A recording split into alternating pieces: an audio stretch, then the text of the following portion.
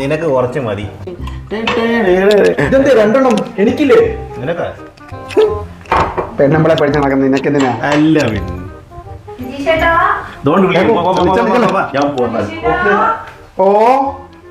ശരിയടാ, അടുത്ത വിക്കറ്റും പോയി. ഇതൊക്കെ കൂടി ഞാൻ അടിക്കേണ്ടി വരും. എന്തോ മാറ്റടേ, അമ്മാവൻ വരുന്നടേ.